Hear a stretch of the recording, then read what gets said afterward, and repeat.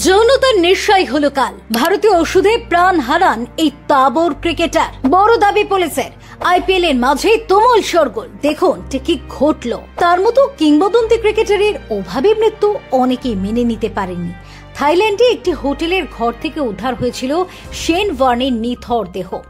সে 3 বছর আগের কথা। তবে তার মৃত্যুর কারণ নিয়ে নতুন রিপোর্ট প্রকাশ্যে। সেটি আরো বড় চমক। এবার জানা গিয়েছে শেন ওয়ার্নের দেহ হোটেলে যে ঘর থেকে উদ্ধার হয় সেখানে কামাগ্রা নামে একটি যৌন শক্তিবর্ধক ওষুধ ভর্তি শিশি ছিল। এক পুলিশ অফিসার নাকি সেই বোতল সরিয়ে ফেলেছিলেন। তিনি নাকি এমনটা করেছিলেন অন্য কারো নির্দেশে। এক পুলিশ অফিসার ডেইলি মেলকে জানিয়েছেন উপর মহলের নির্দেশে ওষুধটি সরিয়ে ফেলা হয়েছিল।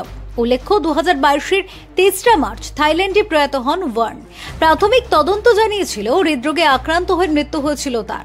তবে এবার প্রশ্ন উঠছে, ওয়ার্নের মৃত্যুর পিছনে কি ওই যৌন শক্তিবর্ধক ওষুধের কোনো ভূমিকা রয়েছে? ওই পুলিশ অফিসার দাবি করেন, আমাদের বোতল সরিয়ে ফেলার নির্দেশ দেওয়া হয়। মনে হয়েছিল অস্ট্রেলিয়া প্রশাসন চায় না তাদের কিংবদন্তির গায়ে শেষ বেলায় কোনো কলঙ্কের দাগ লাগুক। তবে কি কারণে সেই নির্দেশ দেওয়া হয় তা বলা মুশকিল। প্রসঙ্গত উল্লেখ্য, যে ওষুধ নিয়ে বিতর্ক সেই কামাগ্রা একটি ভারতীয় ওষুধ। এটি ডিসফাংশন বা যৌন ক্ষমতা বৃদ্ধির চিকিৎসার জন্য ব্যবহৃত হয়।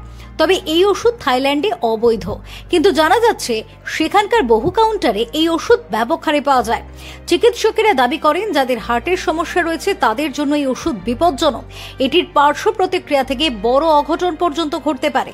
এখন প্রশ্ন হলো, ওই ওষুধ সেবন করেই কি ওয়ার্ন বিপদ ডেকে এনেছিলেন? ফেরো রিপোর্ট, TV7 বাংলা।